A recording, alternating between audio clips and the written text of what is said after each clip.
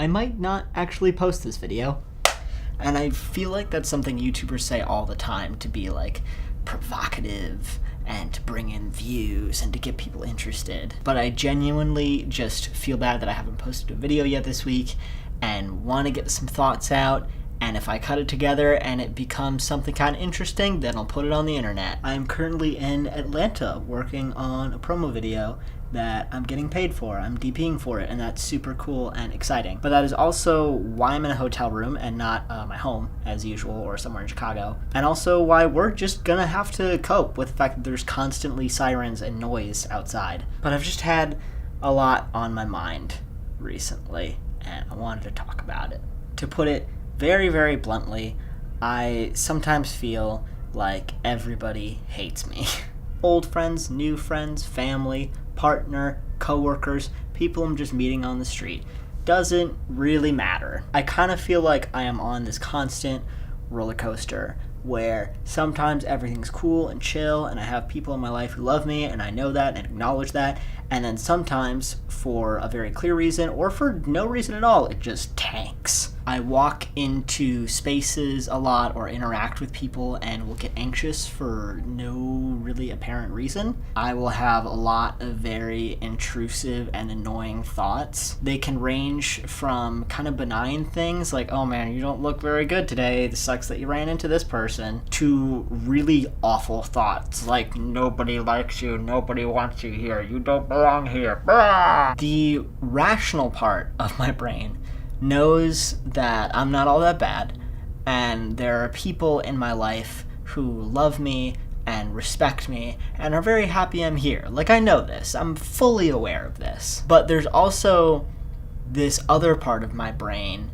that tells me that there's sort of two different versions of me. There's the me that other people see that does stuff and talks to people and interacts with people and is the person that people might comment on and be like, oh, Connor, you're so this or you're so that. Like, that's who they're talking about. And then there's this secret me that nobody really knows about, but like is there in the back of my mind and is just like the worst human being ever. And I feel like if these actions that people seem to like or these traits people seem to like fade away, I'll just fade into nothingness and people will discover that I suck. When I talked to my therapist about this the other day, he kept asking me why I felt like such an imposter or a fraud, and I'm not one to self-diagnose, but I definitely had the thought of like, oh man, I probably have imposter syndrome, like really bad. If it sounds like that's what I'm talking about, it might be. For the sake of not making this conversation problematic, I'm just going to talk about it as a thing I am feeling and experiencing right now. Parties and social situations have always kind of been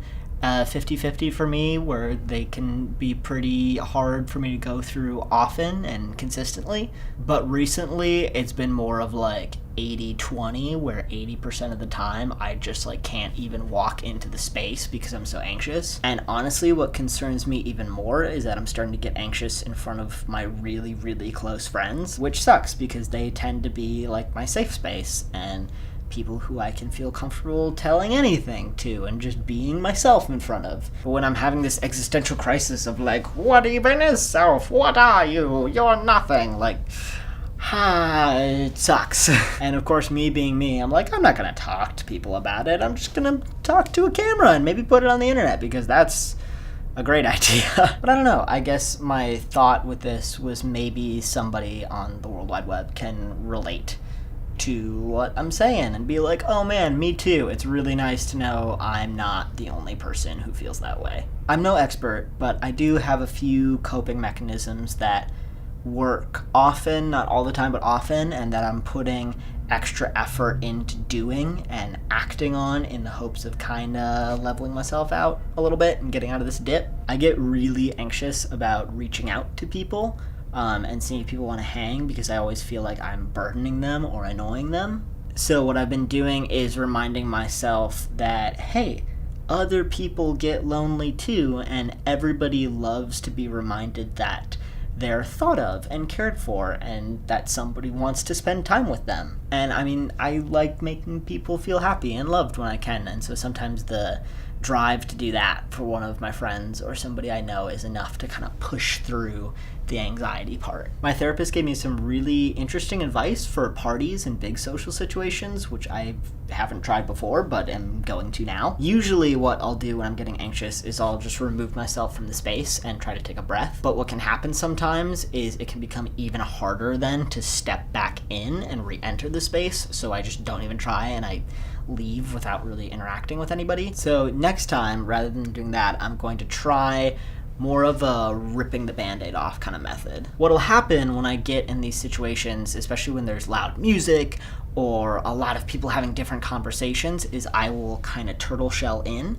and get lost in a cycle of thoughts. Those really negative thoughts I was talking about before that'll just get worse and worse and worse, and I'll kind of fall into this rabbit hole that I can't get out. So rather than think of talking to somebody else as the thing my anxiety is keeping me from doing, I'm trying to reframe it as a distraction from my anxious thoughts. It becomes less of a goal and more of a very short-term kind of burst thing. Like, hey, if you can say one comment to this other human being, then you can kind of subdue those anxious thoughts a little bit and push them to the back. And distractions can often be a really good method for me when I'm not okay. So I'm definitely going to try that next time, as opposed to leaving the space and letting myself kind of get stuck in all of my negative thoughts. The last thing I'm trying to do, taking sort of a three-pronged approach to this whole dealio, is, and it's the hardest thing, I'm trying to write a cohesive list of things about me.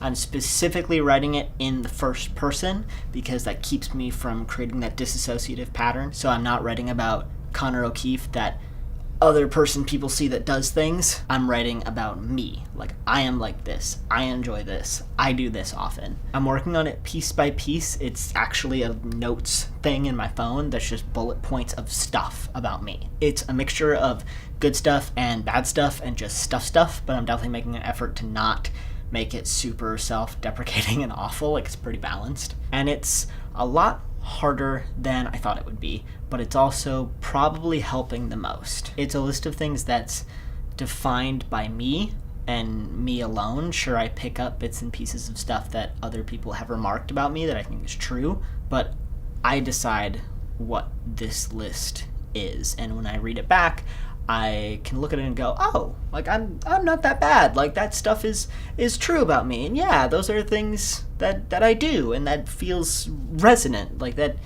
fits with me. Granted, is all this stuff working perfectly and immediately, and is everything hunky-dory? No. But I don't think happiness or mental health or whatever you want to call it really works that way. It takes time and effort, and there are some emotional and mental challenges that are just always going to be things we kind of have to work through and develop and grow. But it's doing something, I think.